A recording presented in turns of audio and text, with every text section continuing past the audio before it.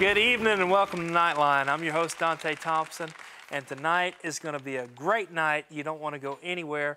I know you're going to learn a lot. You're going to be blessed by the music, and I want to encourage you to go to the phones, 244-1616. Our prayer partners are standing by to take your call. Tonight, right now, the 8th of January. First off, I want to mention that one of our editors, Scott McCall, who I've known for 20-something years, and he wouldn't come out here to let me get a video. It's his birthday, so I want to say happy birthday to Scott McCall. And Scott married our producer here at Nightline, Allison. Allison Fleppa, and now she's Allison McCall. Been married for a couple of years now. So if you ever hear me refer to Scott and Allison, that's who I'm talking about. But happy birthday, Scott. Also, tonight is our first live Nightline of 2018, and I really hope you've enjoyed the last several nights of the Tent Revival Encore presentations, some of the best that we've had to offer in Tent Revival. I know when we first started doing that a couple of years ago, we actually put a tent up, but people enjoyed watching that from the comfort of their own home, so we brought it in here to the studio, and it was still as effective. I know people has already been saved this year. Lives are being changed already in 2018, even though we're 8 days into this new year. So it's exciting about what God has to offer and what we are going to do here as a ministry in 2018. I don't think I have seen you guys since our Appalachian project, other than the night that Benny, Little John, and Keith Kelly and I sang, which, I've heard good and I've heard bad. So it was okay. We got a lot of room for improvement. But I want to tell you right now, our Appalachia project went off wonderfully again. This was our 37th year doing this project. And again, it wouldn't be possible without the viewers of Dub Broadcasting for that. And we're going to keep it going strong into 2018. I'm telling you. So as far as 2018, 17 was wonderful. I wish I'd have had the foresight to get the numbers, but the last I saw in December, there was over 300 salvations in 2017, just through the prayer line, their Nightline.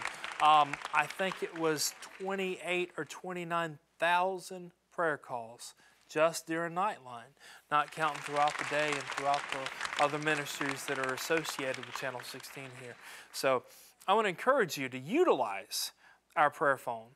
Call right now, 244-1616. We've got prayer partners standing by to take your call. I also want to encourage you that maybe last year you were thinking that you wanted to be involved in some kind of ministry, prayer ministry or encouraging ministry or any form of ministry. We need prayer partners. I think we have about 4, maybe 5 prayer partners back there tonight. And we just prayed with them about 5 or 10 minutes ago before the show started. And I know that needs are going to be met, that souls are going to be saved, that lives are going to be changed through these prayer partners being obedient to the call of God and answering the call and being back there to pray for you. But I am so scared, and literally, this bothers me at times, folks, that when we only have 4 or 5 prayer partners back there, that we're missing calls. And I've answered phone before. I've talked to these prayer partners before, and you never know what kind of phone call you're going to get. It might be a suicide. It might be somebody at their wits' end. It might be somebody that has nowhere else to turn. And what so scares me is that we might be missing some of those calls. So if God's laid it on your heart to be part of a ministry, especially prayer ministry, I want to invite you to come up here and be a part of our prayer ministry, because things are happening, people's lives are being changed. Your life will be changed. I mean, every time I go to answer phones, which is unfortunately few and far between these days, things happen to me in my life. I get encouraged. I get blessed by this thing, just by helping other people. And so it's a phenomenal thing that happens. So if you want to be part of a prayer ministry in 2018, I want to encourage you to call us here, 244-1616. You can talk to me. Call me, Dante Thompson, 244-1616, and say, hey, Dante, I want to be part of the prayer ministry. I'll tell you exactly how to do it. It's very, very simple. There's 2 requirements. One is that you're saved. The other one is that you want to pray with people. Pretty simple. You can also call and talk to Amanda Molinek. She's our prayer partner coordinator, and she'd be glad also to walk you through the process. Very simple. But anyway, tonight, though, to kick off 2018, we got a great, great program. I've got Dr. David West, who is author of the Leadership Pyramid, 10 Essential Elements of Effective Leadership for Every Pastor. But I'm going to dig into this and see how this applies to me, or it could apply to you, not just every pastor, because this is also applicable to all of us. Also, we have wonderful music, and they're standing by right now to take your to sing for us. Johnson Edition. So as they sing, I want to encourage you to call in. And Johnson Edition is standing by to sing "Jesus is Alive and Well," and that He is in 2018, folks.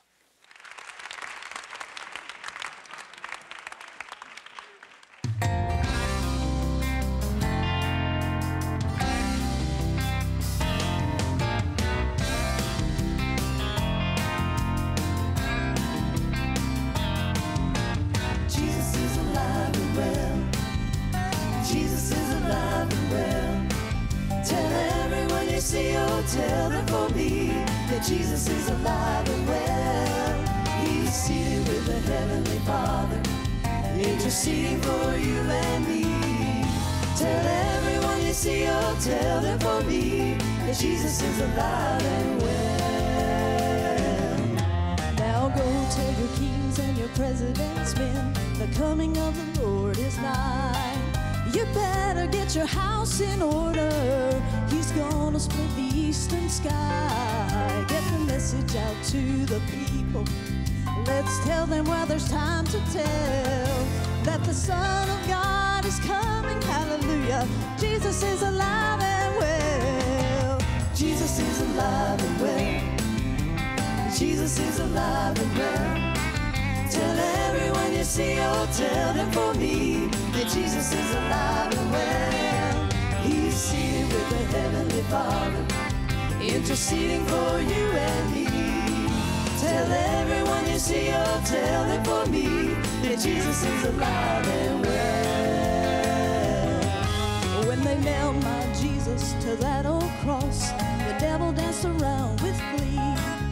He thought he had the children of God and he would take them and throw them in a fiery, fiery sea. But on the third day the stone was rolled away. The angel said, Mary, go and tell the Son of God has risen. Hallelujah. Jesus is alive and well. Jesus is alive and well. Jesus is alive and well. Tell everyone you see, oh, tell them for me that Jesus is alive and well. He's seated with the Heavenly Father, interceding for you and me. Tell everyone you see, oh, tell them for me that Jesus is alive and well.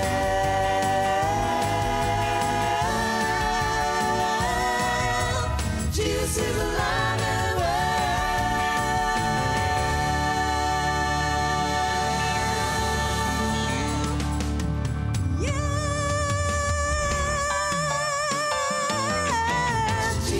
Alive and well.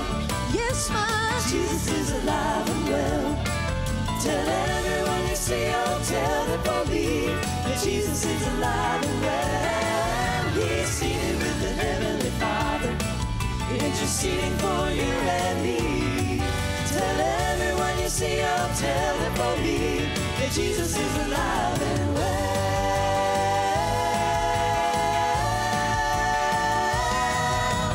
Jesus is alive and well.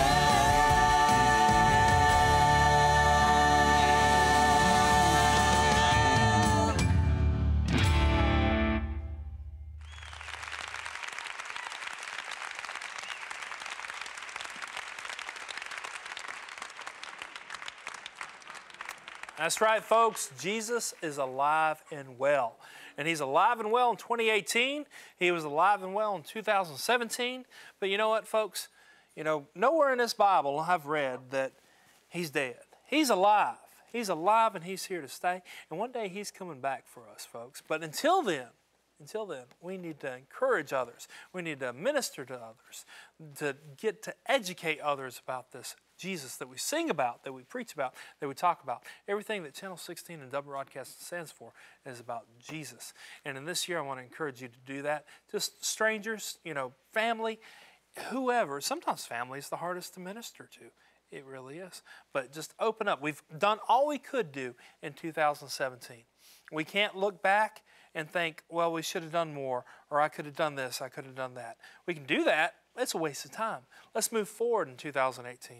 Let's minister and reach the lost for Christ, because Jesus is alive and well. And one day, those that love Him and that know Him are going to be with Him for eternity. So I'm excited about that. Johnson Edition is doing a wonderful job with their album Song of Praise, and we're going to be talking about that here in just a little bit in the second part of the program. But it is my honor to welcome my first guest of 2018. I'm just excited about being here in the new year.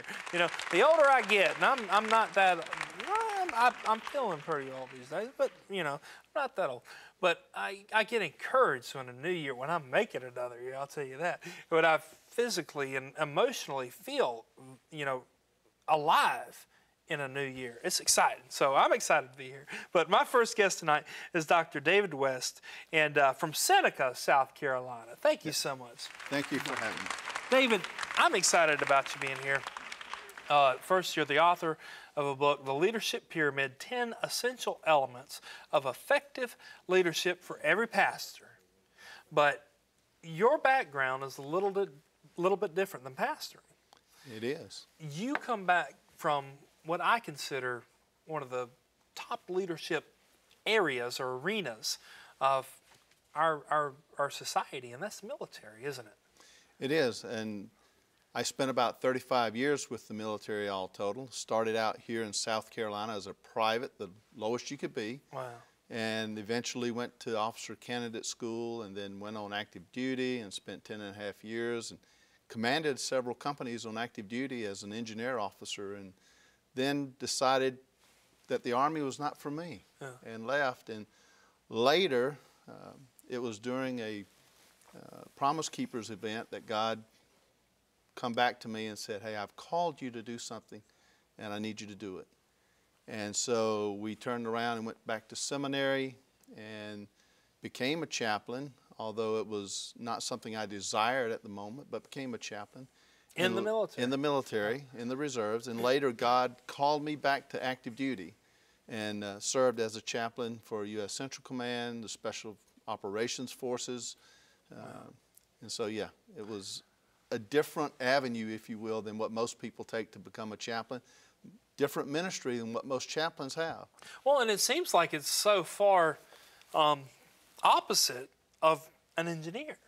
Of where you were in the military. Am I right? Or is it? It's very different, because as an engineer, I was working with mines, explosives, and demolition, and working to help train individuals to do those kind of things. And so you went from destroying things to rebuilding things, wow. rebuilding lives that had been destroyed. Wow. And so, yeah, it's entirely different. Now, when God called you back into full-time service as a chaplain, that was in 2002, was that right? Correct. So you'd already been in, at this point, 20-something years. Did the military recall you? I know we were talking about recalling, and you used that word. Was that a stop-loss thing, or were you part-time and you decided to go full-time, or was this a thing that was beyond your control? Because we all know in 2002, we were gearing up for war. We were in the height of war. And in fact, I was back home in McCormick, where I grew up. I was doing a revival there at the local church and went fishing with a friend of mine. And I came back and my mom said, hey, Dave, somebody's called you today. You need to call this guy. And I called him, and he said, we need you for 6 months. And I, being the spiritual guy that I was, I said, let me pray about that and I'll let you know. He said, well, you can pray all you want to. I've already submitted your name. So it's kind of like, the Army doesn't ask you to volunteer, they volunteer polite. you. Yeah, yes. You were voluntold at that point. And so I left for 6 months. I had a ministry at the time. I was doing international missions in Ghana and Hungary and Romania and India and England. And so I set that aside for 6 months to go be this chaplain at the U.S. Central Command. And when I left Texas, we were living in Texas at the time, and when I left, a friend of mine told me, he said, "You'll never come back." Wow. I said, "Why?"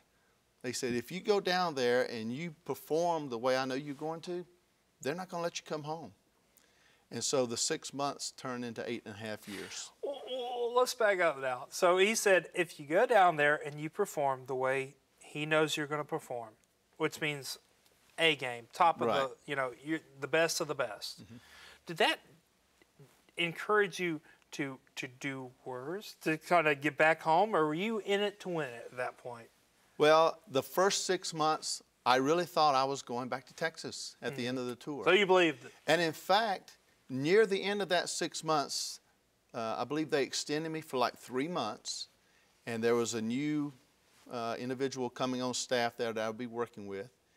And I said, "Okay, what do you want with your new deputy command chaplain," which is the position I held at the time. And he told me, I said, "Okay, I'll see if I can make that happen."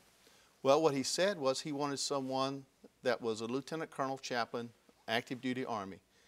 And that was not me. I was a reservist at the time, What was your rank at the time? lieutenant colonel. So you were. Yeah, I had gotten promoted to lieutenant colonel during that time. And so I said, "Okay, I'll go home." And when he arrived, he said, "What do you mean you're leaving?" And I said, "Well, here's what you said you wanted. You didn't It's take the not hint, me." yeah. He said, "No, I wanted you." I said, "Well, you didn't say that." So we, as a matter of fact, I went home. I did go home for about 2 weeks, and I got a phone call from my unit, my reserve unit, that said, "Congratulations, we're going to Iraq." And I said, "I just returned from there. Can we talk about this?" Congratulations, we're going to Iraq. It's- Like you won a prize. Exactly. Yeah. And so they called the chief of chaplain's office for the Army, and the chief of chaplains said, "Look, we'll send you back to the CENTCOM and work for the headquarters there since they want you." And that's when I went there and never came back. Wow. Wow. So 2 weeks I went home, and that was it. And that was it. And then, wow. I've got a friend of mine, pastored for many, many years, and now he's a chaplain in Greenville County Sheriff's Office. And so many things he has learned in discipling and ministering, I've learned from him, to these guys. Is that the same way in the military? Is it similar, or are you learning something from them? Are you there to bless them and uplift them? And of course, with military, is it hard to I've heard now. I've interviewed a couple of chaplains, but you've got to cater to their religion or whatnot. How does it work? How are you uplifted? Because in ministry with me, I feel great. Every time I do something, I feel great. Even though I'm here to bless somebody or call to, whatever, I'm blessed in return. Is it the same way in the military, especially in Iraq? It is, and the thing is, we have 3 services that have chaplains: Army, Navy, and Air Force. And the Navy provides chaplains to the Marine Corps and the Coast Guard. And so basically 3 branches, and each one is entirely different. It has its own culture, just like the different services do. And so, for example, with the Navy, chaplains focus on different battle carrier groups and Air Force carriers and different ships. And the Air Force, the chaplains are assigned to the base, and they focus on the base and anyone that may be assigned there. With the Army, we're assigned at the battalion level, which is the lowest level a chaplain goes. A new chaplain would be assigned to the battalion level, which is about 600, 800 people maybe. So that's the lowest level. That's the lowest level. Wow. But then we have chaplains in every level throughout the military that serve alongside of those that they serve with. For example, airborne units, they have chaplains that jump out of airplanes with them, just like I did. So you're one of those crazy guys. I was one of those crazy guys, yes. And so, yes, the chaplain is right there with the men or women every day doing what they do. Now, you ask about other things, serving with the military, and one of the most unusual circumstances was I had been assigned down to Djibouti, Africa, to help stand up the Combined Joint Task Force Horn of Africa. And the only people we really had there at the time were some Special Forces guys. And so when I was getting ready to go in, I was in Doha, Qatar. We loaded up on the C-130. I was introduced to a guy who was the command commander of those special forces. And he said, Chaplain, come by and see me in a couple of days when you get settled in down here. And I did. And right in the center of his desk was a systematic theology book.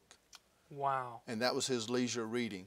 That was Yes. wow. And so we had a lot of discussions throughout that time with him. Well, now, when I think about Special Forces, and we'll get to the book, but this is just so fascinating. But when I think about Special Forces, these are the elite of the elite. These are the baddest of the bad. These are the best at what they do. I mean, they are trained to go in, do what they have to do, get back, and live through it. Are these guys emotional? Are they in tune with needing a chaplain? Are they just so far off the spectrum? How's that work? I will tell you, some of the strongest believers I have ever served with are in the Special Forces. Wow. And some of the weakest are in there.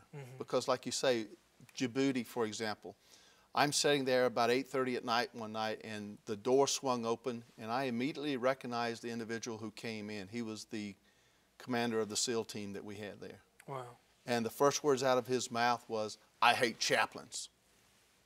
Wow. And I'm thinking, I'm about to die. This is going to be a bad conversation, And yeah. I looked at him, I said, "I do too." And I sat down. So I kind of stunned him, you know. Did you outrank him? We were about the same. About I think the we same, were both okay. majors at the time. Yeah. And so he did. And he sat down, and he almost said the same thing that you are alluding to here. He says, when I go on to the target, my men and I, we know, we go there, nothing is left alive most of the time when we leave. Yeah. He said, but I can deal with that, but I've got this other issue that I just can't deal with. And he sat down and he poured his heart out to me about something that was happening in his personal life with his wife back home. Wow. And so I helped him work through that long distance counseling, if you will. Yeah. A couple of days later, he came in and he didn't say anything. He just laid a paper down on the desk in front of me. And it was the workout schedule for the Navy SEAL team. That was his way of saying, thank you. Now come on over and work out with us. You need some workout. Is it true that especially, again, the Special Forces groups, that the Army or the Marines or whoever, they do a wonderful job training these guys how to kill, even how to die, but not how to live in a lot of situations? In a lot of situations, that's true. But we have been very fortunate, especially in the Army, and I talk more about them because, again, the Army has those chaplains assigned within the groups in the Special Forces, whereas, I helped stand up the Marine Special Operations Command, and we had like 4 or 5 chaplains assigned to them. The Navy SEAL teams don't have the chaplains assigned at the lowest level like the Army does. And so we have the chaplains with the Army that's out there with those guys. And I would go into Iraq and Afghanistan and go out to the fire bases and meet with those guys as well. And so for those people, I mean, they are there ministering every day. Now, we went into a fire base in Afghanistan, and as soon as we landed, the helicopter was destroyed. There was a firefight. I mean, we're under fire. And of course, chaplains being on the battlefield. So y'all are not immune to fire then? Not immune to fire, but chaplains have no weapon. Wow, I didn't know that. The only weapon that we would carry sword, yeah. was the sword, okay? And that was the one I carried with me throughout that one right there? This wow. one right here, yes. Wow. And so when I got there and they took us off the helicopter and got us into the compound, the individual they introduced me to was this huge Special Forces Master Sergeant, and he and I started talking. He's telling me about the Bible studies they were doing there and things of this nature. And come to find out, he's a deacon in his church back home here. Wow. So yeah, they have their own spiritual mentors, if you will, within the groups. A lot of the guys focus in on the religious aspect of what it means. They know what they're up against. Yeah. And so they're preparing themselves not just to live, but to die as well. Yeah. Wow. Is it hard to take somebody, Special Forces, they've got a totally different mindset than the normal recruit, the normal GI, whatever. When you're talking to somebody that's never been in country before, that's just fresh off of, basic, whatever, and they know they're going in harm's way, how do you comfort somebody like that, especially if they might not even be a believer? Do they come to you for comfort, or? How do you minister to somebody like that?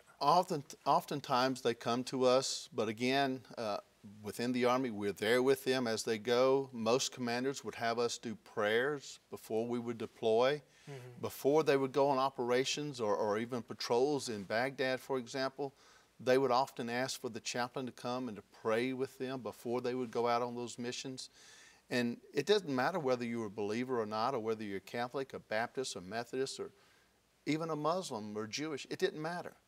As long as someone was coming there to pray with you, that comforted them before they went out on that mission. Yeah, yeah. Did you win a lot of lost souls in the military? We did have quite a few come to know Christ. That's awesome. And again, one of the most exciting times for me was back in Djibouti. The Marines were coming over on the Navy ships, and I had a staff sergeant Marine come in, and he was a real strong believer, so he was working with me there at the chapel and getting things set up. And one day I'm sitting there, and he comes in with a friend of his. And this friend of his says, I need to be baptized. I said, you know, why do you need to be baptized? We don't just baptize people. You tell me why you want to be baptized. Right. He said, well, Sergeant Dorsey talked to me on the way over here on the ship, and he led me to the Lord. Wow. And I've been reading, and I know that as a believer, I need to be baptized. Wow. And so here we were in the middle of Djibouti, Africa. In the desert, essentially. Basically. Yeah. And so I had some sandbags. We built about a 3-foot high wall. We had a liner that we lined it with, brought in 250 gallons of water and poured in there. Awesome. And so right in front of the chapel, which everyone had to walk by in order to go to eat the meals. Wow. We did the baptism.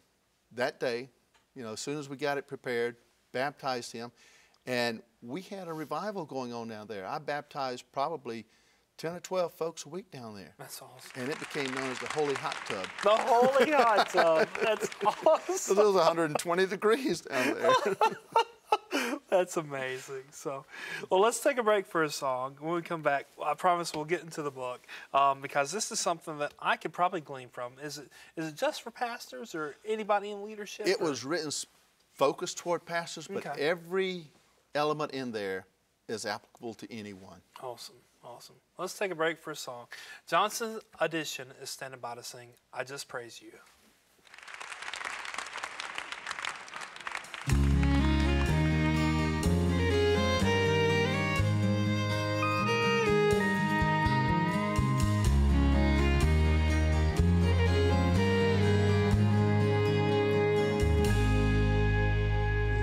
Sometimes I find it hard to see how I really feel, when in my life you've done so much, seems all I've done is fail, but you've been faithful to forgive me, even when I felt it undeserved. Lord, how can I find the words? I'll just praise you, praise your holy name, give you all the glory, you're evermore the same, everlasting Father, King of kings and Prince of peace, you gave your life to make my life complete, so I'll just praise you.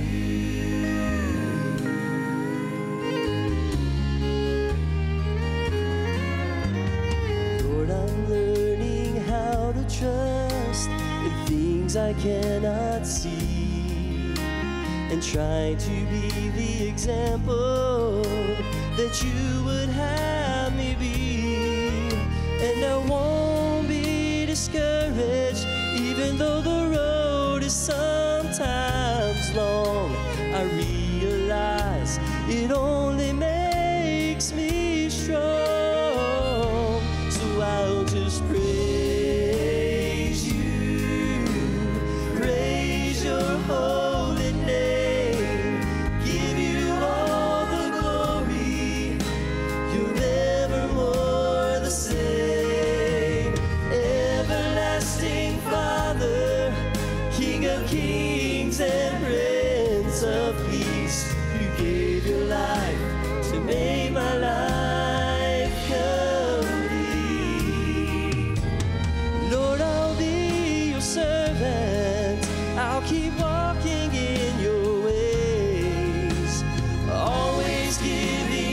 thanks to you for your never-ending grace.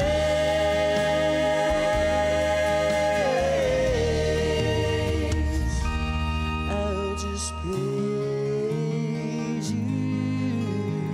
praise your holy name, give you all the glory.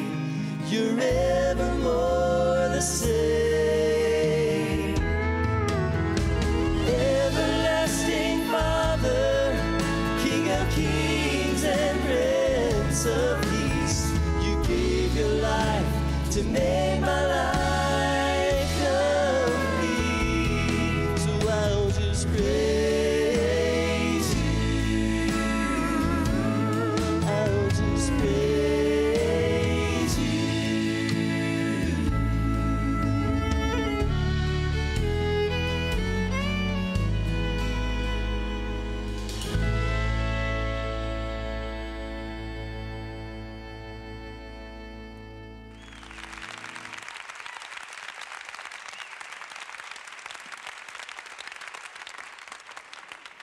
All righty, Johnson Edition standing by, doing a wonderful job tonight out of Salem, South Carolina.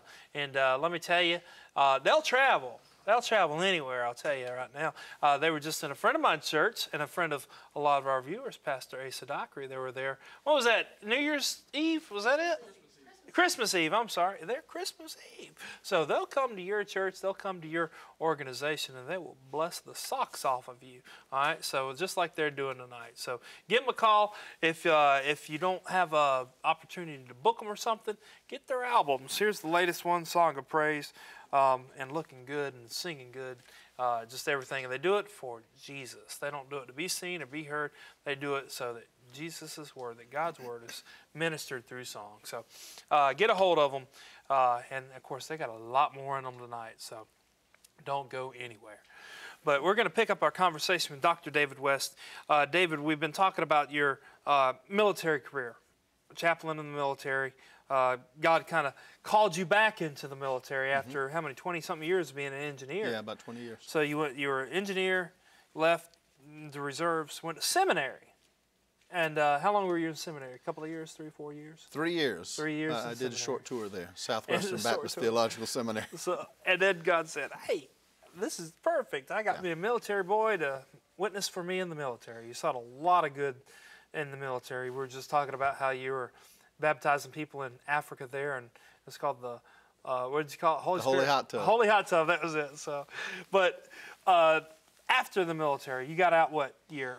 Retired December 2010. So just over 7 years ago, Yeah. something like that.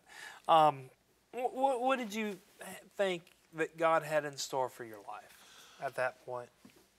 Before being called to CENTCOM in 2002, I had been doing international missions ministry and working with a group out of Texas, and then starting David West Ministries, and then merging that into Global Evangelism Ministries with a friend of mine out of Charlotte, North Carolina. And so I thought I would come back and do that probably. And when I got out, God just placed a passion on my heart based upon, number one, a chaplain I saw the first time I went into Baghdad. When we first went there, we were under pretty intense fire, both going in and while we were there. And my responsibility was to go out and visit with some of the chaplains and to see how they were doing and just be the senior pastor to them, if you will. And the first one I went to, I'll never forget. It was in one of Uday and Qusay Hussein's palaces. It was bombed out. I went to there, asked the chaplain assistant to see the chaplain, and he kind of looked concerned. And I said, please, I need to see the chaplain. He said, okay, sir, I'll go get him if you really want to see him. I said, please. He brought this man out to me, and when the guy showed up, I could tell it was just a shell of a man. There was absolutely no expression on his face, and he didn't speak plainly, and probably even World War II would have called it shell shock. Right. And so I started putting my arm around him, walking with him, talking with him, and he says, Chaplain, I shouldn't be here. I said, why? And he showed me his Humvee. He said, look at my Humvee. look at all the bullet holes in it from where we came up and the firefights we were engaged with coming up from Kuwait. He said, I don't know. I don't know what to do. I don't know why I'm here. And so we had to work with him to bring him back to where he could minister to others. Wow. And part of that, God just planted a desire in my heart that said, you're responsible as the deputy command chaplain for all these chaplains in Iraq and Afghanistan. You're responsible for their care. Yeah. You're the one that has to take care of them. And I thought to myself, wow, how do I do this? And so we started working with me going into the different areas and speaking with the chaplains and meeting with them and holding conferences every year for them and bringing them back out of the fight just for a little bit. Was that something that was new in the military, or is that something that was No, that going was on? something that was new that we Sounds like implemented there. And so when I retired in 2010, came back to South Carolina, I wanted to get involved with, pastors here. Because what I found was chaplains in battle were being shot at, and literally their life was in danger on a daily basis. Definitely. But yet pastors feel some of that same thing. Yeah. Pastors are not immune to people coming up and making remarks to them after the service, or calling them up throughout the week, or other pastors even talking about them. And so I was talking with a friend today out of Virginia, and there's approximately 75% of pastors who feel that they're not where they belong. Yeah. That they're alone. And that was we started working with the South Carolina Baptist Convention and organizing what we call the Band of Brothers, and where we would come alongside pastors a couple of times a year and do some training with them, specifically in leadership. I had also had a desire to help them based on, I'm from South Carolina, and I had some very good friends who were pastors here, and I saw what they went through, and I wanted to be there for those who were struggling. And it really didn't matter what denomination they are. Right. A pastor struggles, Yeah. and they become isolated even though they're in the middle of a congregation. Yeah. And that's one of the hardest things for a pastor, is to be transparent to anyone, because oftentimes, as I was growing up, the pastor was put on a pedestal. Right. He They're was the just man of human. God. Yeah. And he was the leader of the flock, the congregation. They're just human. They can get their feelings torn apart. They can feel so downgraded and downtrodden and just get burned out. Yeah. I'll tell you, I'm not a pastor. Never have been. Thank God he hadn't called me a pastor, because that is a big undertaking. But as and I use this word very loosely, but a leader over this ministry, because that's a joke unto itself that I'm in the position I'm in. But anyway, I know that when I hear from people, most of the time, if not 99% of the time, it's negative. I mean, they're after you. They're tearing you down. You did this wrong. You did that wrong. I actually got several emails today. Got a couple emails the last couple of weeks that really made me furious. And you have to look through a lot of this stuff and see that it's this person's personal belief or personal opinion. Right. And, there's no validity to it, that you got to search the Bible and make sure you're doing the right thing. Now, this is where it differs, though, with me. These are emails. These are phone calls. These are letters. These aren't my parishioners. These aren't my congregation. I don't see them face to face on a weekly basis. And is it the same way with a pastor? Are they getting torn down by their congregation, or are they being lifted up most of the time? And unfortunately, a lot of times, I won't say most of the times or often, but a lot of the time, they're not being encouraged. They're not being lifted up. They are being torn down. Yeah. But part of it is not just their fault, the congregation. It's the way we develop pastors. Because when I started working with pastors, I would ask them, how many of you have had any type of leadership training, formal leadership training? I have not. Either in a Bible college or, and I went to Anderson University, and I went to Southwestern Baptist Theological Seminary, and I never had anything to do with leadership in any of those classes.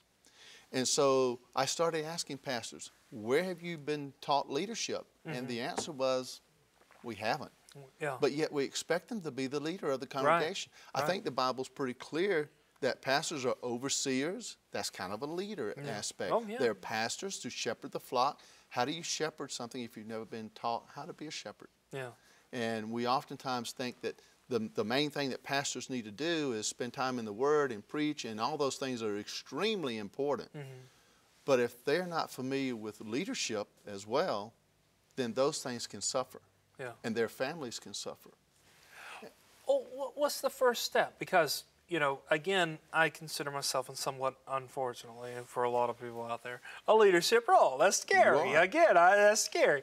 But like for somebody like me or a pastor that's watching tonight that has no idea, you know, for me, I got thrown into this thing. Pastors, you know, might get thrown into a thing that, you know, you got thrown into something in Iraq, you know. What's this first step? Is it recognizing that we have no clue what we're doing, other than apart from obeying the Word, or what's the first step? That's a very good question, because when we look at the 10 elements I have listed in the book, the first one I talk about in there is calling. And to sum it up in what one of my former professors like to say, I love his definition, calling is knowing the will of God and doing the will of God. So it is a two aspect to that. One of the examples I look at in the Bible is Samuel. And there's a couple of things in there. I think within this leadership, the 10 elements, calling and charisma that I talk about are the only two that you can't do anything about. Yeah, I When agree. we look at Samuel, when he was born, you know, his mother said, I'm going to take you to the priest and I'm going to devote you to the Lord, and you're going to be there and you're going to serve. And her husband said, basically, if it's the Lord's will. And then she did that, allowed him to stay there. And then we come up to the part where we're all familiar with, where God calls him in the middle of the night. And he goes into Eli, and Eli says, not me, go back, I'm trying to sleep, you know. The third time we get there finally, and Samuel gets that call. And so then God reveals to him what that call is upon his life. Now, if Samuel did nothing with it, he would not have fulfilled that call. All right. But the next morning, he had to go and face Eli and to tell him something he didn't want to tell him. And so that's that knowing the will of God and then doing the will of God aspect of call as well. Yeah. And so I think that is probably the most critical aspect of leadership, not just for pastors, but for anyone. Because when I grew up, a lot of my training said only those in full-time Christian ministry are called. But I believe that everyone who's a believer, especially, is called into a certain thing, not for themselves, but for the kingdom. Yeah. And so it's understanding and knowing that is the beginning of leadership. Yeah. Because if you don't understand your call, then you're lost when it comes to leading. Yeah. We like to put labels on certain things, you know, but you hit the nail on the head. Everybody that's a believer is called. And in some sense, again, we're putting labels on things, everybody's called into a leadership role because they can minister to somebody that's lost. And in that situation, they are a leader over that lost person. Am I wrong? Well, everyone is a leader. Yeah. I don't care who you are, what age you are. You don't have to be in Afghanistan. You don't have to be in Iraq, Afghanistan. You don't have to be in Iraq. Yeah. You know, everyone, parents, think about what is a leader. In fact, a leader is someone who has influence over someone else to help them achieve a certain goal. Yep. And we do that as parents. We do that as friends. We do that as whatever our job is within our organization. And that's why you're the leader here. Yeah. And we should never, unfortunately, for a lot of people, oh my goodness, I got 30-something employees. These guys, they don't know what they got themselves into. But we should never belittle the role that we're playing as a leadership role, as it's not as important as a pastoral role, or it's not as important as a chaplain role. If we're in the will of God and we're right where God has called us, that is the most important place that we can be. Am I correct? It is, absolutely. Yeah. And it's important for us to recognize that, but then to move beyond just recognizing that to how do we deal with that? How do we function as a leader in those leadership roles? Yeah. And so we look at things, several of the things in there that I like to talk about is confidence and competence. And of course, those two things, you know, competence means we're good at what we do. And I think there's scripture that backs that up, that says, you know, when you do something, be the best of it. Yeah. And confidence. I mean, confidence is knowing what we can do, but knowing what we can do with God as well. Yeah. And we think about Elijah and the prophets of Baal and how confident he was in destroying 400 of them after all that. But then what do we find him in the very next chapter? Running from a woman. His confidence is gone, you know. I think I would too. it's, I know you know, somebody living Jezebel, out there, but, you know, just a special woman. But yeah, there he was, running, yeah. hiding. And so we have peaks and valleys when it comes to confidence and competence and things. All of those things are things that we can work on with others. Working in any of those, in community and compassion that I talk about, any of those things we can work on. But again, the two that we have absolutely nothing as a human being that we can do is the calling, and then that charisma that I added in there, which I think charisma kind of binds it all together. And I speak of charisma as Paul spoke of charisma. A lot of times, especially in leadership circles now, we talk about charisma and charismatic leadership. It goes back to Max Weber, the German sociologist, who actually, what I say is, hijacked the term charisma. Because Paul was actually the one who coined that term. Wow. He did that in 1 Corinthians. And later in 1 Corinthians 4, I believe, is where he first coined that term. But in 12, he really lays it out and talks about how God's benevolent grace and gift to each one is given so that it benefits the body. And so that's what I speak of when I speak of charisma, not what we often It's tend not to boastful think about. and look at me, No. I'm so great and, you know, pretty, No. and which I'm not all those any No. of those things. But you know, it's not like we would think of that. No. It's letting God shine through us. I mean, that's our charisma. It is. So. And he gives us that special charisma to function within the body. Now, here's the thing though. If we don't use that, we're denying the body. Right. And we're denying him. And so it's important. That's why I say the charisma that he bestows upon us is what binds all those elements together to make the effective leader. Wow. Well, let's take a quick break for a song. They're doing, Johnson's Edition doing a great job. When we come back, let's dive back in when we get, oh yeah, we got a few more minutes left in this hour. We'll dive into the other 9 things. There's 10 things. Let's dive into the 9 things. But right now, Johnson Edition said about us sing, Praise the Lord.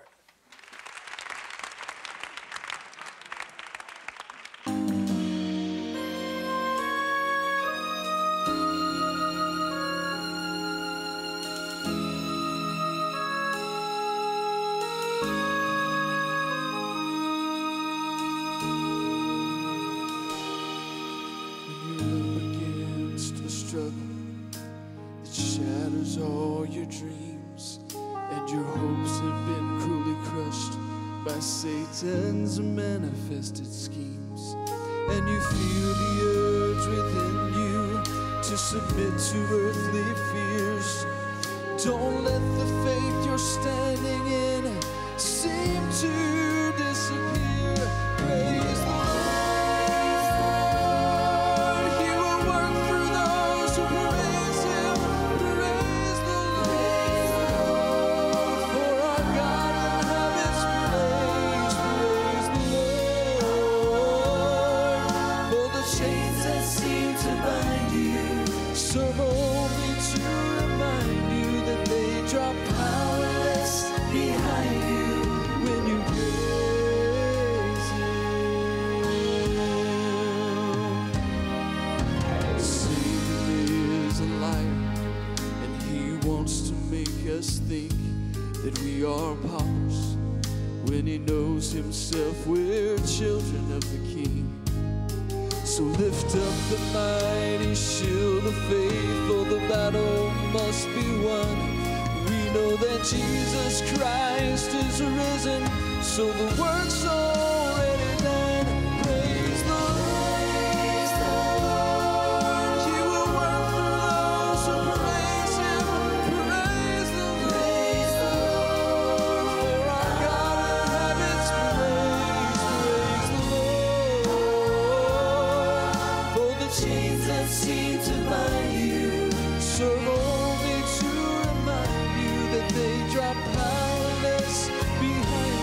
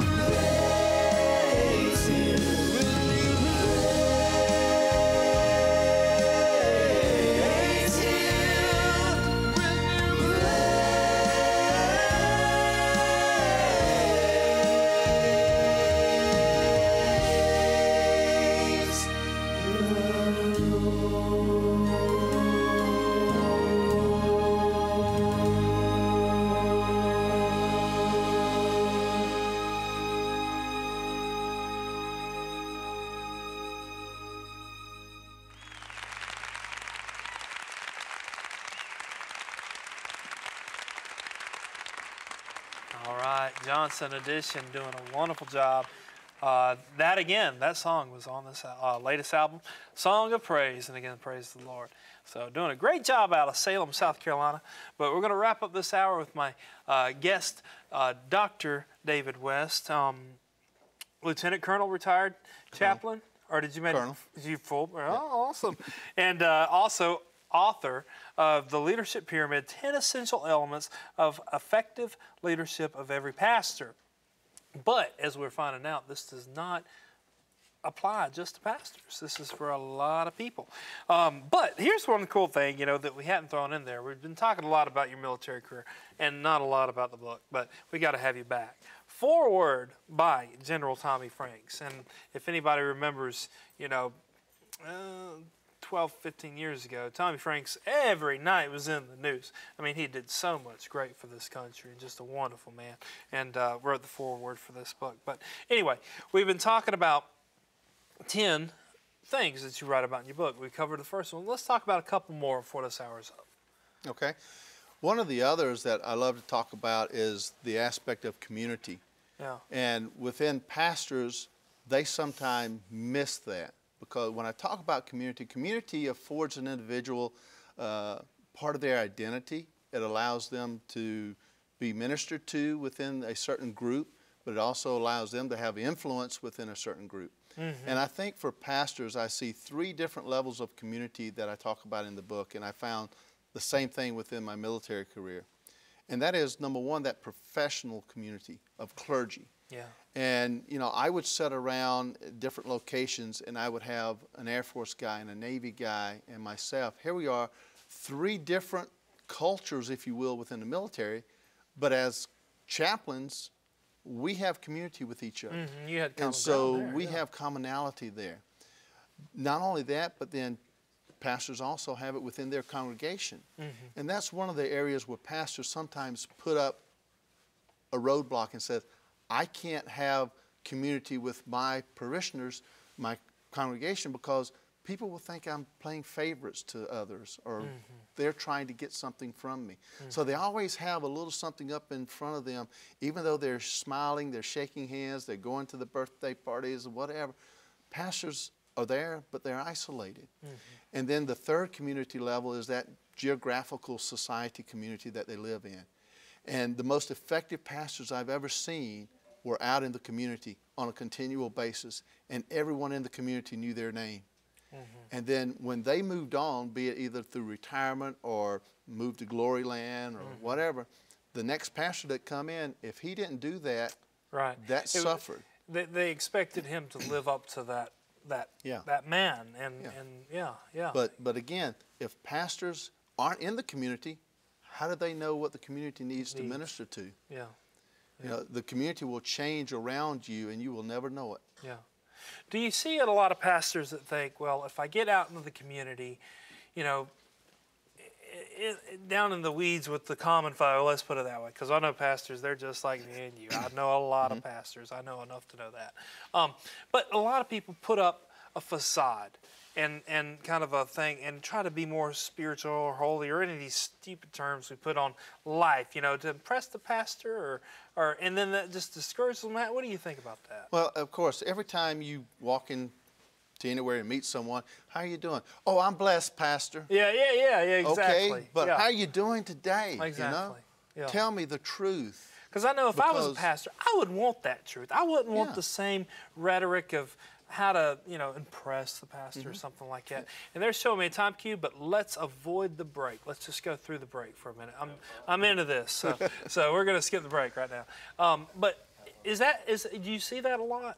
I do, and again, that discourages pastors really, because they feel that they are not approachable out in the community. Yeah. And so again, pastors, and again, this is something that can be worked with. The pastors can be, if you don't have this sense of community, we can work with you on that. Awesome. Again, that's just one of the 10 that we talk about in their community. Well, we've covered a little bit of a lot tonight. People need to get the book. Doesn't matter if they're a pastor, if they're a layman in the church, if they're a leader in their organization or business. Everybody has their place of ministry, as we've discussed before. Isn't that right? That is correct. Yeah. And it doesn't matter. The leadership principles apply whether you're leading one or whether you're leading 1,000 or more. Yeah. It's the same. Yeah. Well, real quick, we went over the break, but that's okay. Why use a pyramid? Let's talk about that, because if you see here, beautiful pyramids. Why use a pyramid? Well, as I was thinking about these elements and how to put them together, I thought about one of my trips into Egypt. And I sat there in front of those pyramids. And I thought to myself, those things have stood the test of time. Yeah. And true leadership will do that. It will stand the test of time. But it's not built overnight. The pyramids were not built overnight. Neither can leadership that stands the test of time be built overnight. It had many people that had to come together to build those pyramids. Leadership is not something you do as a lone ranger. Yeah. It's a result of a lot of people coming into your life and pouring themselves into your life. And so that aspect of the pyramids was appealing to me. That again, it took a lot of people, a lot of time, but they stood the test of time. Yeah. And that's exactly what real leadership does. And I like that analogy, because I'm sitting here thinking about myself. Because again, I don't get discouraged anymore. I know where I'm at. I know I'm in the will of God. I know I'm in that calling. But I think about, in my infancy of ministry, I'm in about 7th or 8th year of ministry, on a, what we consider that, I guess, the common definition of it, I guess. And I think often that am I going to stand the test? Is people going to get what I'm trying to do, or is people's lives being changed, or am I just up here going through the motions through that? Again, where I differ is I don't get to see my congregation, my person, or whatever, and I like the way you think, the way you put that, because again, even though 6, 7, 8 years is a good while, I mean, Yeah. people, but it's still in infancy to me, and I still struggle with that personally, thinking, am I doing right? Am I in the right thing? Because again, you'll hear from people when they want to Exactly. a lot of times, which is fine, but I like that analogy.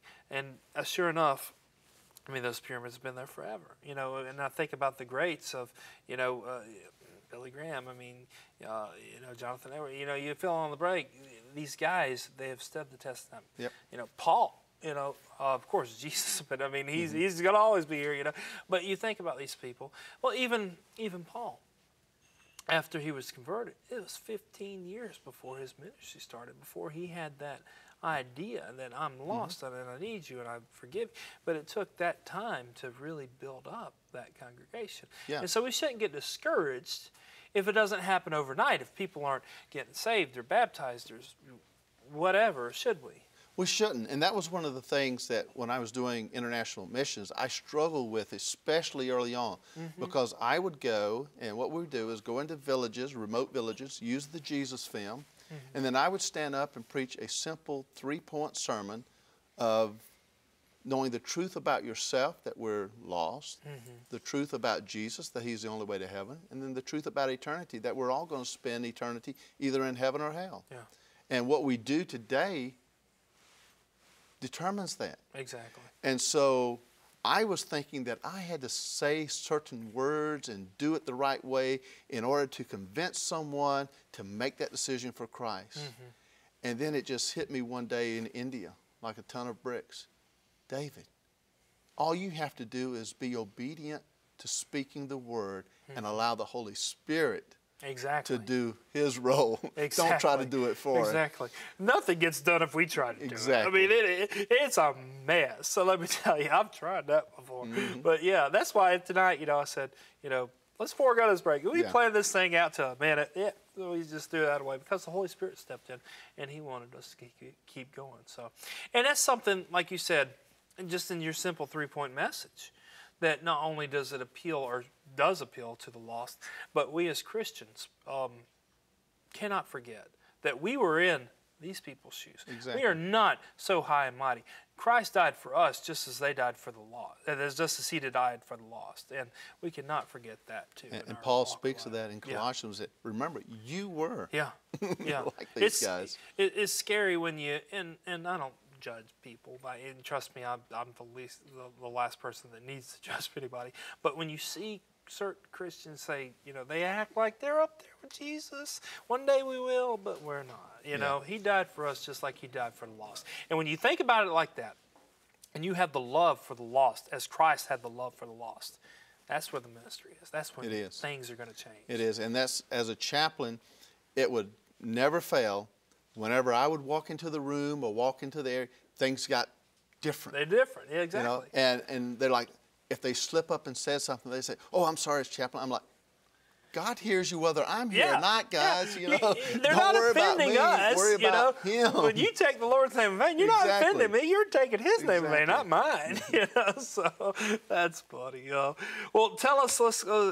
I guess we'll wrap it up. But you got to come back soon because we barely scratched the surface. How can people get the book though? How can they get you to come into their church to talk or speak or men's group, any women's group, it doesn't matter. And your wonderful wife over there, Faye, she's put up with all this with you in a lot of different countries and being shot at and all this junk. She deserves credit as well. They can reach me at theleadershippyramid.com or leadershippyramid@gmail.com. There it is. And again, folks, you're just in Seneca. You're not some guy that's in Washington at the Pentagon. You know, you're right here in Seneca. So, but anyway, well, David, I want to thank you so much for being here. Thank you, sir. And you got to come back when we got more time. Okay. So. Right now, Johnston Edition is going to do a couple of songs, and then they're going to join us over here. They're going to sing "This Is Amazing Grace" and say Amen.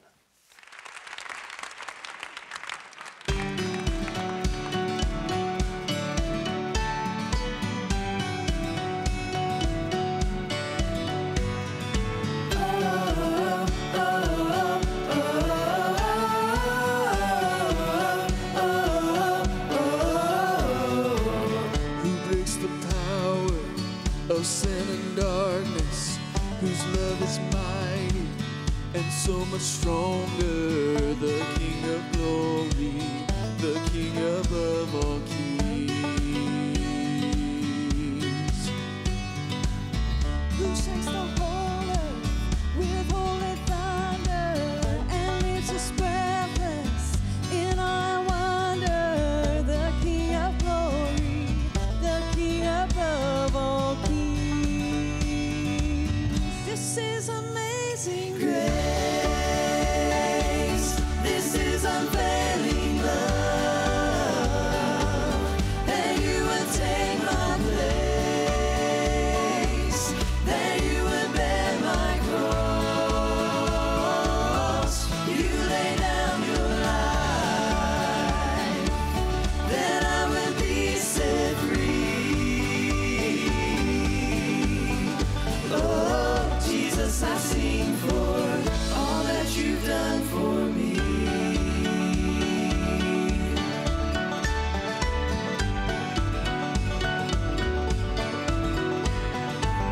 Who puts our chaos back into order? Who makes the orphan a son and daughter? The King of glory, the King of glory. Who rules the nations with truth and justice, shines like the sun in all of its brilliance. The King of glory, the King above all kings. This is amazing grace.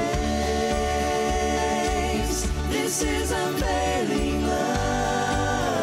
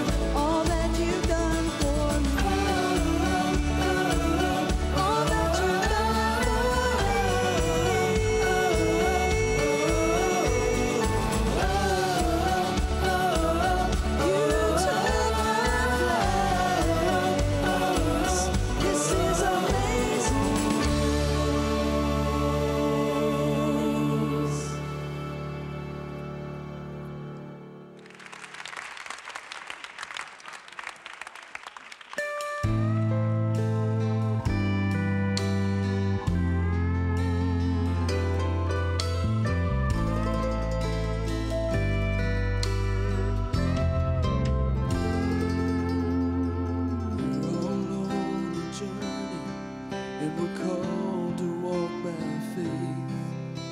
There'll always be the mountains and valleys in our way, but right here in this moment, let our strength be renewed as we recall what God's done and how we've seen Him move.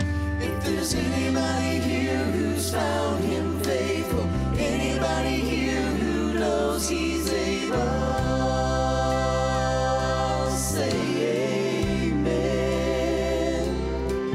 If there's anybody here who's seen His power, anybody here brought through the fire,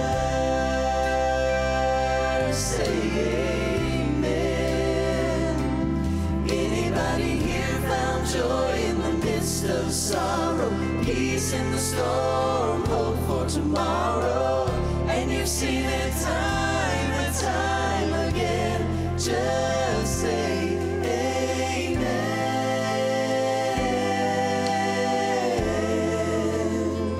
Just say amen.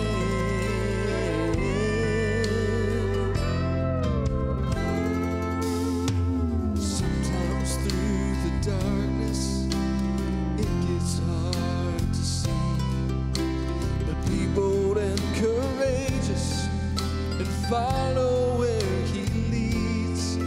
Greater is the one who's in us than he who's in the world.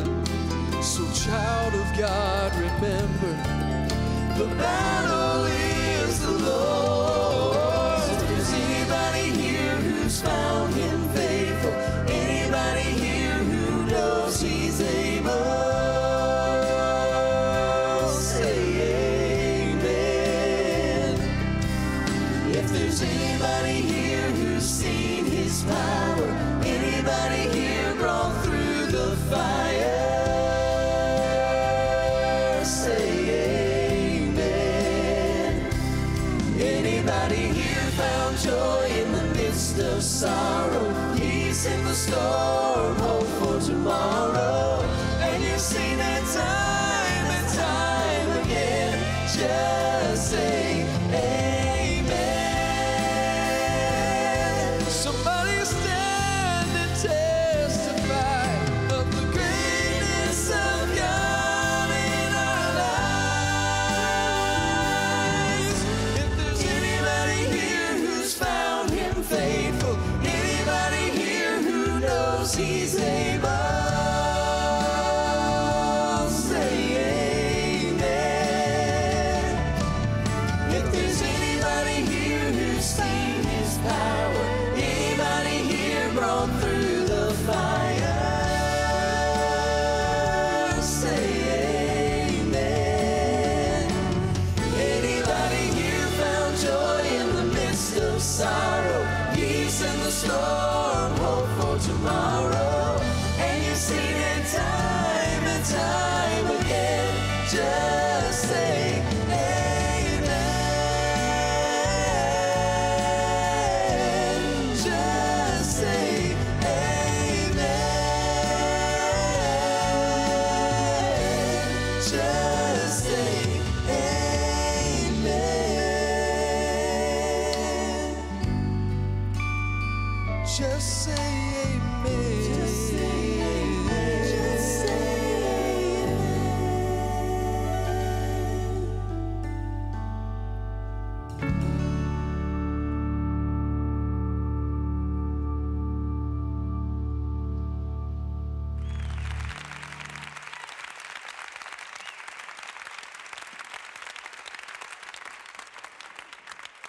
All right, Johnson Edition, folks, right out of Salem, South Carolina. You know, you listen to a group like this and you think, these guys got to be from Branson or Nashville or one of these, you know, highfalutin areas where they got just talent out the ears. But no, they're from Salem, South Carolina. That's pretty awesome. So, but man, I'm so glad to have you guys here. And of course, y'all are no strangers to Channel 16 anymore. Y'all been coming on for a couple of years now. So that's pretty awesome. And again, I say that, but yeah, I can't ever keep you guys straight. All good-looking people, I just can't keep them straight. But introduce the group to us here. Jathan, right? Yes, sir. Excellent. Introduce the group Yeah, to us. it's no surprise that you can't keep us straight. You don't know who I am, well, do you? Mom didn't really make it easy on anybody. Yeah, as you said, we're all brothers and sisters, and this is the oldest, and her name is Brian. Yeah. And then I come after Brian. My name is Jathan. And then down on the end, that's our youngest brother, Weston, and this is our baby sister, Destiny. Excellent. Excellent. And Brian, I believe, if I'm not mistaken, last time we talked, at least on here, we're about the same age, aren't we? About 32. I'm 32. Am I close? Did I put you? I didn't put you older than you are, did I? Oh, no. Okay. Actually, I must be older than you. Okay. Okay. But I thought we were closer to the same. How old are you, Jathan, now? I just turned 30. Okay, Turned 30, so I'm a little older. I thought I was somewhere there. So young group. Tell us again, people, they might, I know they've heard you on here, but maybe they hadn't heard you talk. How long have y'all been singing together or singing as a group? As our group now, this year it's 18 years. 18 Yes. years. Wow. So how old was the youngest when you started then? Well, I was 8 years old whenever we started as a group. Wow, that's awesome. 8 years old. So, well, what's y'all's drive? I mean, y'all do such a good job, and I mean, y'all could go easily to secular or here or there. What's your drive to sing Christian music? Anybody jump in? Well, I mean, Of course, First- you do it good, and I'm glad you do it. So. first of all, we grew up in a family of ministry. Our grandfather was a Church of God pastor for 50 some odd years. Wow. Our parents were in youth ministry, and so growing up in church and in the ministry, we felt a call on our lives early on to do something in ministry service. And then as time progressed and we found that we loved music, it just kind of worked into the fact that we used music to do ministry. And we've seen in what we do, we have seen that young people Yeah. are really interested in what we do, and we've always had a heart for young people. So really we wouldn't trade what we do for Yeah. all the money in the world, Yeah. because it may not pay that good right now, but the retirement plan is Exactly, as well. brother. I like that. Exactly, man. 401k, more like There you- 402k. Yeah, there you go. So, yeah, pretty awesome. No, I like what you said. I mean, music is such a ministry. All too often I'll have guests on here and we'll be ministering like we had tonight. I mean, David West, he was awesome. We were up here ministering. It was great. You guys were ministering. It's good. And a lot of people think, well, I can't preach or I can't, share the gospel or something. You can sing, though, I'm telling you. Right. And music has just as much effect, if not, in some cases, a lot more effect than a 3-minute song than a 45-minute sermon. Am I right? Well, and it's Phenomenal. like you guys were talking about earlier. Not all of us are called to be a pastor. Not all of us are called to be a Sunday school teacher. Not all of us are called to be a singer. Again, I'm glad I wasn't called to be a pastor. Yeah, I am too. But God knows our strengths, and He uses our strengths for His good. Yeah. I mean, He doesn't need any of us. Exactly. Because He's God, and He's going to be God whether we're here or not. Yeah. But if we're willing to allow Him to use us, then we can see great things happen for the kingdom through our obedience to do what He wants us to do. It was phenomenal. I'll go back to what you just said. God doesn't need any of us. But the thing is, He calls us, and that's phenomenal to me because He is the creator of everything known, everything unknown. Right? He knows the sins I've committed.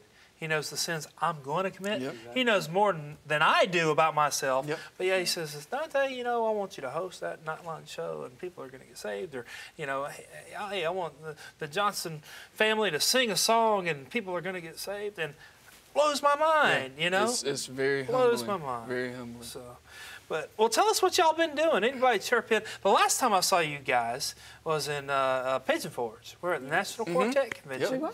And that was great. But I don't think I got to see y'all sing or anything. We just bumped it in the hallway. And y'all told me y'all were going to be at my friend Ace Docker's church. And y'all were there just a couple of weeks ago. Yep. Christmas Eve, not New Year's Eve. Christmas Eve. So y'all travel holidays, it's cold outside, the risk of ice. They called school off today. Yeah, I know, right? All right? So y'all traveled all the way from Salem, which is still a good little clip. I mean, that's a good little ways to be here tonight. So y'all travel. Y'all go where the need is. You know, morning, noon, or night, rain or shine, holidays or, you know, birthdays or anything. Don't you guys? That's do. pretty awesome. We go where we're called. Let's talk about 2017. Just ended. Where all did you go, and what have y'all experienced this last year? Oh goodness, we've I been put a you on lot the of spot. we've been a lot of places in 2017. It's actually been our busiest year. Wonderful. So it's been exciting to see what God is doing, and so we were in South Carolina, Georgia, North Carolina, Tennessee, Alabama, Florida, Ohio. Yeah. All in 2017. So Y'all are in more states than I was. Yeah, I had a group on. It wasn't long ago. We actually did a pre-record earlier this week, or maybe what's today, Monday? Oh, it was last week. I'm telling you. Anyway, and they were telling me all they went. I'm thinking, y'all been a lot more places than I thought I was well traveled. I thought I was y'all are all over the place. So that's exciting. That's exciting. Y'all are seeing people getting blessed and lives being changed through music, I'm sure, aren't you? Oh, absolutely. Yeah. Well, tell us, first off, let me say that our floor director, he's a big fan of you guys, and he wanted me to point out, and I noticed this, but I'm not into fashion, okay? I wear what my wife tells me to do, and so far I've been okay. But you guys know how to coordinate colors, all right? I'm telling you. And it's not like y'all are all wearing the same thing, but even on the CD cover, I mean, y'all look good together. I'm telling you. We do what we can.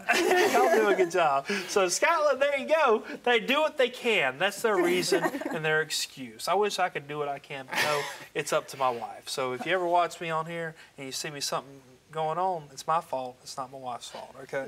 So, but good looking album cover. How long's the album been out? It's actually been out since October. Oh, last okay. Year, So fairly new, since y'all, at least since new to me. So Yeah. I remember the last one y'all did. Seems like y'all were probably downtown Salem or somewhere, if there's a downtown. But it was in front of it looked so good. Y'all's album covers always look so good. Well, thank But you. tell us about this latest album, what it means to you, what the effort went into it, anything like that just resonates in your heart with this. Anybody? So when we started picking out songs for the new album, we wanted to come up with song. We feel like as Christians, you know, the Bible says that God inhabits the praises of His people. So we feel like as Christians, we should make it a point every day to give Him praise for all the good things that He does for us. Yeah. So when we set out to find songs for this new album, we wanted to do a album full of songs of worship and songs of praise to God for all the good things that He's done for us in our lives. And we sought out songs that had great meaning. And some of those on there, or a lot of those on there, are re-records of some of our favorite worship songs that we've heard through the years and all. And we feel like it turned out pretty good. So I think so. I mean, we just barely scratched a lot of these songs, if not all of them, is on this album. And man, it sounded good live. I can't imagine what it sounds on this. I mean, it's great, you know. But you know, songs of praise. Thought about how y'all give praise to God every day. You know, when we look at even creation, even things that have no intellect and no soul, they still, when you think about it, give praise to God. I mean, the trees are growing up with their branches spread up to Him. I mean, just everything is singing in the morning. The birds are singing. All these things are glorifying God, and God is happy by these things. I mean, even the birds singing in the morning. God knows every bird that's in the air, and when that bird falls, He knows about it. You know, right.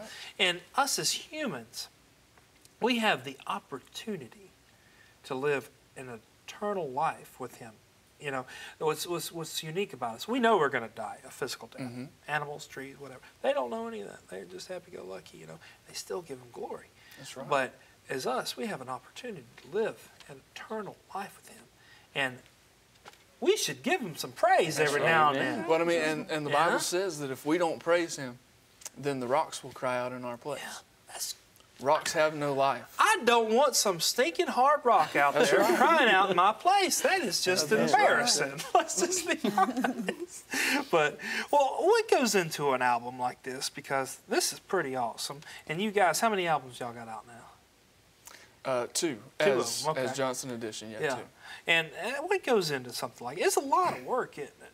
It is a lot of hours. Yeah. This particular one, we went to the studio after work. We would go at night and kind of do it in our busy schedule. So it took a little more time to do this one than it has in the past because we've actually set aside days to go in and do vocals and whatnot. But the process, begins with picking the songs and then sending them to the producer who does all of the music. And then we take those music tracks and lay down our vocals over that. Thank God for producers. Amen. Amen. They make us look good. I get on TV right now. I got a wonderful producer. And I get on here and I say, well, what's going on tonight? She tells me what to do, and I do it. So I guess it's the same way. I mean, you guys bring the talent, of course. I wish I could even bring that much. I don't have much talent in this sense. But that's awesome, Well, tell folks, you travel all over the place. How can they get a hold of you? What do y'all enjoy doing? Is there something you don't enjoy doing? Or are you just called to go wherever he leads you guys? I mean, we'll go where we're called, and